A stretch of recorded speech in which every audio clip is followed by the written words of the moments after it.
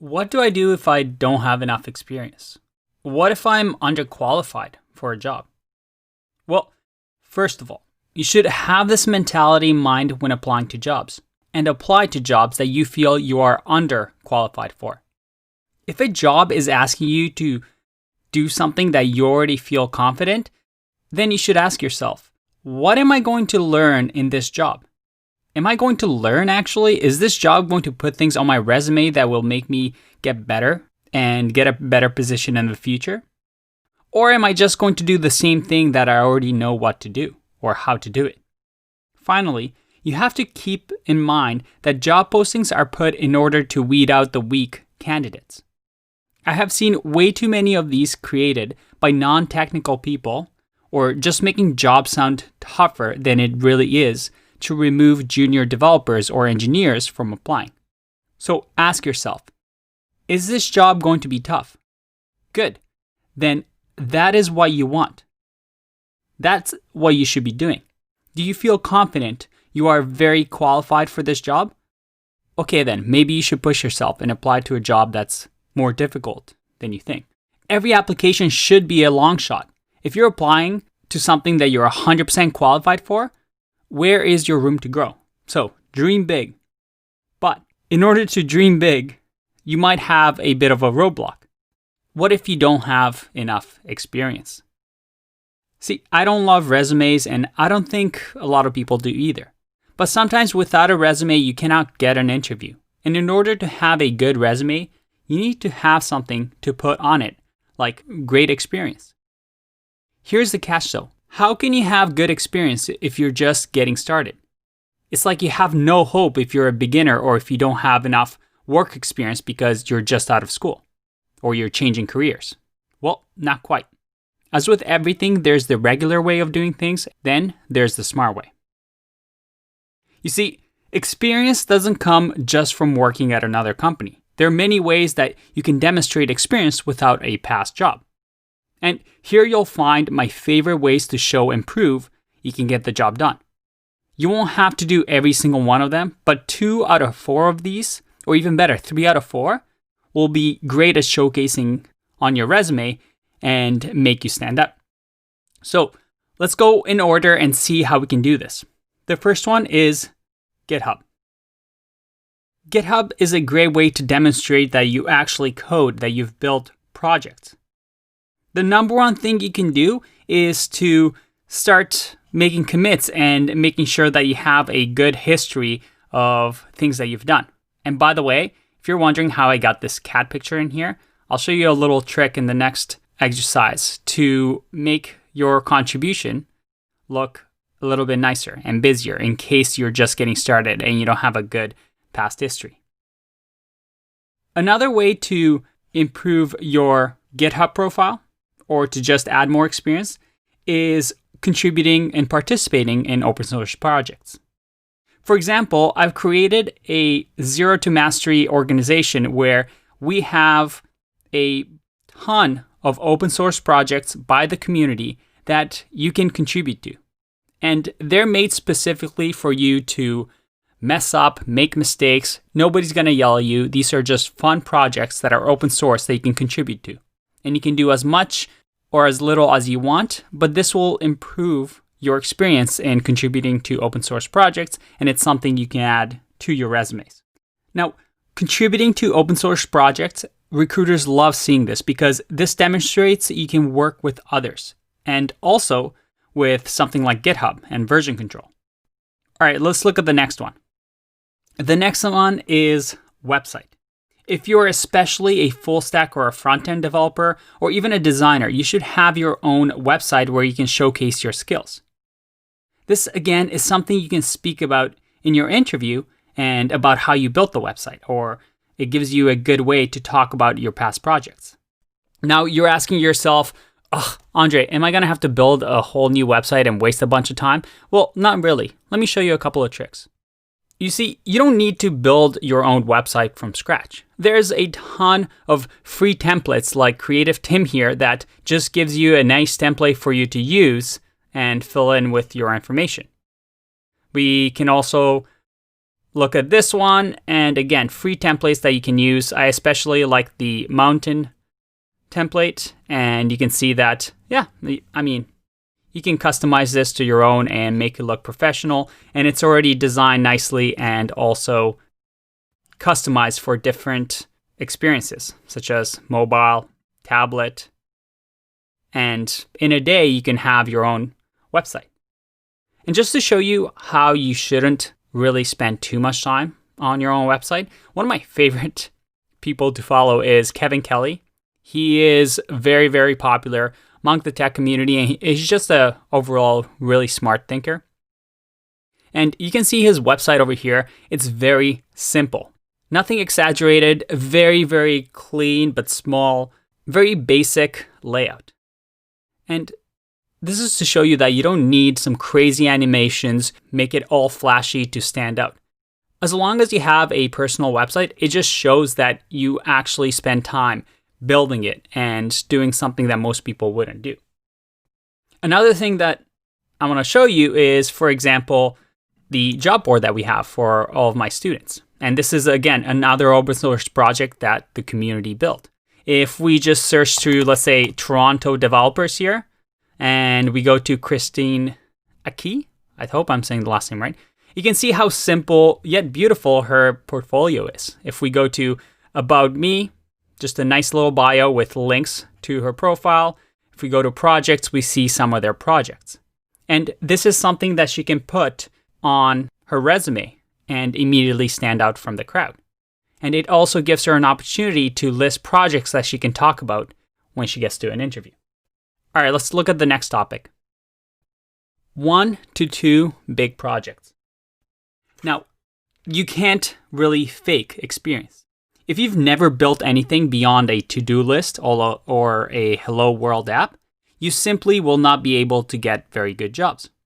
However, most people think having 100 projects is the way to go. So they do a project a day and build small projects, many small, tiny projects to have 30 of them. And they start building all these projects that are very, very simple. Now, that's not actually impressive. I mean, it shows that you're working hard and coding along. But if I'm a recruiter and you show me a project of maybe tic-tac-toe, well, I don't really care. That's something that anybody can build with a bit of coding experience in a day or two. Frankly, no recruiter or interviewer is going to check out all your 30 projects. Most of the time, we want to hear your most difficult or the hardest, biggest project you've worked on. Instead of spending your time on these small little projects, spend your time on 1 or 2 big projects. For example, in other courses that I teach, we built a face recognition app. And this app, well, it has a front end using React.js, a back end where we have a RESTful API server with Express. We've deployed it to Heroku. We've created session management with authenticated routes. We store user information such as username and also hashed passwords securely in our database on Postgres. We've deployed our app with Docker, and we've also used Redis for session management and caching. Now, all of that may not mean a lot to you, but having something like a one big project that you can talk about all these things will make you sound a lot more impressive than somebody that just builds a ton of tiny projects. So focus on that. Have 1 to 2 big projects that you can show off, makes you stand out, and it's also going to give you something to talk about during the interview. And put it up on your website or create its own website, and you immediately can put this as the first item on your resume. Because here's the thing. If you don't have work experience, if we go back to the resume we used in the exercise, remember this resume? Well, if you had no work experience, maybe for work experience, you can say something like JavaScript developer or web application developer and talk about how you build your project here. Because to a recruiter, it doesn't really matter if you worked at a certain company building an application or on your own. Or that could be a little bit vague too. They don't need to know that. They just need to know that you built things that are real, that are big and complicated, and you solved hard problems. So having 1 or 2 big projects that you can list on your experiences is a great way to add to your resume if you don't have enough past work experience at companies. And I have a few students who have actually used this technique to get interviews, even though they just learned how to code 6 months ago. And then finally, we have the blog post or blog. Let's have a look at what I mean by that. This is another thing you can include in your resume, especially if it's related to a technology you're using or the company is using. For example, I have here my Medium profile, and Medium.com allows anybody around the world to just post a blog post. And it's very popular with the tech community, so there's a lot of tech-related posts that you can write on Medium. And there's other platforms like this. What if you wrote a blog post about a specific technology that the company you're applying for is using, or some sort of a technical problem that they're facing? By doing that and just adding a link to that blog post, it gives you, again, another leg up to most people. And the great thing about platforms like this is that, well, if we go to one of my articles here, you can post it to what we call publishers. And publishers allow your post to be discovered by others. And it's very simple to do. You can write a blog post on Medium in a day and submit it to a place like Hacker Noon, and lots of people see it. And as soon as you show this to a recruiter or an interviewer, again, it automatically shows that you know what you're talking about, or at least it makes you stand out from the rest. And you can do this with YouTube videos as well, but I prefer writing because it's a lot faster and it looks a lot more professional. So let's just review here. What happens if you don't have enough experience? Well, all of these 4 points allow you to gain that experience or show that you have experience without actually having traditional work experience. All you need to do is start something on your own and build something like a project or a portfolio or a blog post. This only shows initiative, but you can focus this project on solely getting your interviews, or you can participate in a hackathon or contribute to open source projects. By taking this initiative, you're doing more than most people that hope to just land an interview by sending a generic resume. You'll immediately stand out from the crowd and give you something to put on your resume that, again, is different than the average developer. Plus, you have the added benefit of something to talk about in your actual interview. Remember, nothing is given to you for free. And luck is for those who rather wait than go after what they want. So by simply building something just for fun, such as a side project, you're showing how self-motivated and ambitious you are. Experience doesn't mean on-the-job experience. Write about your portfolio projects. Maybe talk about your website and how you built it. Talk about your GitHub profile, maybe a hackathon you participated in, or open source projects you've worked on.